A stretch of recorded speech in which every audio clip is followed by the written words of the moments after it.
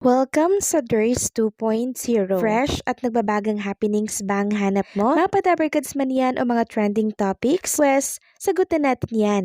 Kaya naman isubscribe nyo na ang ating channel para sa mga nagbabagang balita everyday. Welcome back again sa ating YouTube channel mga Kadabarkads, and for today's video ang pag-uusapan natin ay tungkol sa mga importanteng kaganapan sa loob at sa labas ng Itbulaga and syempre for Riza May and Bimbi. Pero bago natin pag-usapan ang lahat ng yan, happy 11 years anniversary kay Maine Mendoza.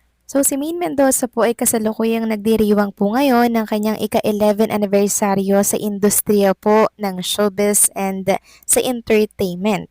Nagsimula po kasi ang lahat noong Hulyo 4, 2015 nang opisyal siyang ipakilala sa noontime show na Itbulaga bilang ang tanyag na karakter po na Yaya Dab sa segment po na One for All for One. Nakita nga natin mga Kadabarkads na talaga namang mayroon po mga fans club na dumalaw po sa studio ng Itbulaga at may mga pa-banner pa po sila. Walang iba kundi po ang Maine United. Nag-request pa nga po sila ng song for Maine Mendoza na agad naman pong kinanta ni Maine Mendoza at in-enjoy po ito ng marami. Muli happy anniversary Maine Mendoza. Samantalang kanina buong akala po talaga ng marami walang Bimbi sa programang Itbulaga pero bigla po siyang sumulpot during Bulagaan University. Ito yung unang salang po ni Bimbi sa Bulagaan as Dabarkads. Sobrang saya dahil sobrang sweet ni Bimbi kay Riza May at habang magkatabi nga po sila sa upuan, todo po ang pagpapakilig nila. Hindi rin po mapigilang umakbay ni Bimbi kay Riza. And kanina nga po nagkaroon pa sila ng duet, no, kantahan sa Bulagaan habang kumakanta sila ni Riza at Bimbi. Kitang-kita naman po ang kilig na team studio natin at syempre mga co-host po nila. At kanina nga, nagyakapan pa nga po sila Bimbi at si Riza May in front of the camera na para bang totohanan na talaga ang lahat. At hindi lang yan mga Kadabarkads. Ginawan din po ng kanta ni Boss Joey si Bimbi at si Riza May. Kinanta po ito ni Boss Joey De Leon kanina. Sinulat niya po ito mga Kadabarkads at talaga namang pinag-isipan niya pong mabuti ang bawat lyrics. Prinactice pa nga po ito ni Boss Joey kanina mga Kadabarkads at ng Pedro Band. Lubos nga po ang pasasalamat ni Riza and Bimbi dahil may bagong compose na kanta si Boss Joey De Leon para po sa Tambalang Maybe. At since first time nga po nitong si Bimbi sa Bulagaan University mga Kadabarkads, siya po yung pinaulanan doon mga Kadabarkads. Ayan po, ilalagay ko na lamang po sa mga screen po ninyo. Ito po ay binyag or basbas nito nga si Bimbi bilang parte na po talaga ng programang Itbulaga. At kanina naman, during Sugod Bahay mga kapatid, mga Kadabarkads, grabe, sobrang saya din. Dahil meron pong isang fans club doon or presidente po ng isang Facebook page na nagngangalang Ray Beam Official. Tapos yung parang admin or president ata ay nasa Canada, nakabase sa Canada mga Kadabarkads. So dalawa po silang nagmamanage. And talagang plinag niya po yung kanilang Facebook page na Raybeam Official. Grabe, sobrang swerte naman po ni ate dahil talaga namang parami na po ng parami yung followers ng kanilang Facebook page. Samantalang si Bimbi and si Riza May naman, tuwang-tuwa at kilig na kilig. Kasi sabi po ni ate mga Kadabarkads, Raybeam, panindigan mo kami. So dumarami na po mga Kadabarkads ang talaga namang nahuhook sa tambalan po ni Riza at ni Bimbi. Kaya naman sana nga panindigan po yung kilig natin. So by the way mga Kadabarkads, paglilinaw lamang po, yung Sugod Bahay mga kapatid na napanood nyo po kanina, yun po mga Kadabarkads ay pre-recorded na po. Pero yung The Age is Right, live na live yun mga Kadabarkads. Samantalang pag-usapan naman natin ang tungkol po dito sa kinumpirma sa live ni Bossing Vic Soto. So kinumpirma na talaga ni Bossing na mag-uusap po sila ni Vice Ganda bukas 3:59 PM.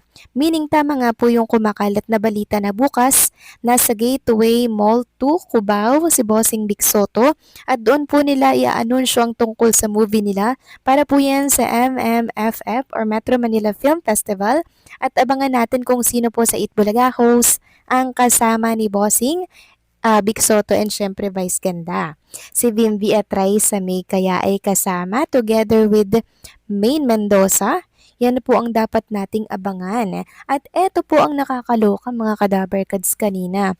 So hindi po napigilan ni Boss Joey De Leon ang sarili niya dahil mariin niya pong tinanong si Raisa May kung kailan daw po sila mag-uusap ni Kim Chu. Alam niyo naman po ang issue ni Kim Chu at si Raisa May, di ba? Ngayon, yan po yung diretsahang tinanong at matapang ni Boss Joey De Leon kay Raisa May. Grabe. Gulat na gulat po ang lahat, maging si Alan Kay at iba pang mga 8 Bulaga host, hindi po nila expected lahat na ganito po ang itatanong or sasabihin ni Boss Joey De Leon. Well, sanay naman tayo kay Boss Joey De Leon, di ba?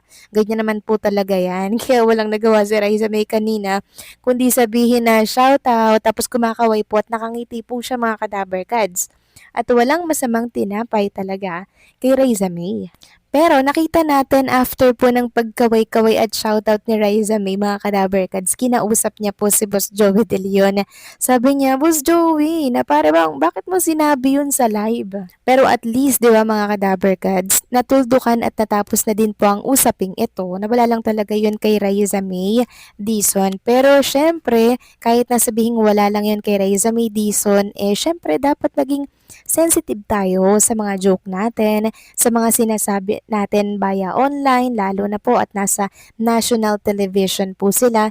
Syempre, hindi dapat naging joke at gawing katatawanan yung isang itsura ng tao, yung katawan ng isang tao, 'di ba? Kung magjo-joke sila, sana po walang natatama ang iba or wala pong natatapakang iba, 'di ba? Sana gano'n na lang next time. Mag-ingat na po sila sa mga binibitawan nilang salita kasi ang social media nakatingin po talaga sa bawat salita, sa bawat kilos na binibitawan nila. Kaya sabi nga po ni Derek Ice, be sensitive naman sa mga joke na binibitawan natin sa national television. Pwede namang mag-joke nang wala pong nasasaktan at tinatapakang iba, 'di ba? Samantalang kanina naglabas naman po ng video ang Team Raisa, mami po ni Raisa May Dizon na kung saan kasama niya nga po dito si Bimbi and si Raisa May Dizon. So pinapa-shoutout po ni Mami Riza yung kanyang mga followers kay Bimbi. And kitang-kita nga natin dito sa video na to mga kadabarkads na super close na talaga si Bimbi sa mami po ni Raisa May Dizon. Samantalang hindi naman po nakalagpas sa mata ng marami ang hindi talaga magandang pakiramdam ni Bimbi pero still pinipilit pa rin po talaga niyang pumasok at makapag-host sa programang Itbulaga. Nakita kasi natin mga kadabarkads na umuubo-ubo pa rin po si Bimbi pero tinutuloy pa rin ang pagpasok po sa Itbulaga. Gaya niyo po kagusto na magpasaya at magpakilig sa mga dabarkads natin. Samantalang sa sobrang pagka-excite nga po ng dabarkads, eto po at meron na agad silang konklusyon kung anong movie ang gagawin ni Vice at ni Bossing Vic Soto. Ayon dito sa sobrang pagka-excite sa movie collab ni Vice Ganda at Bossing Vic Soto, gumawa na ng AI fan-made movie poster ang isang netizen na may titulong Si Gandara at si Enteng. Hirit niya tama na daw muna sa drama at ibalik ang komedya. Sabi nga dito, what if lang naman to pero sana kung totoo man itong movie, bet ko fantasy comedy since yun naman talaga forte ng bawat isa. Awat muna sa heavy drama kasi ang matinding kalaban is Avengers. So ang collab ni Meme Vice at Bossing Vice dapat pasabog.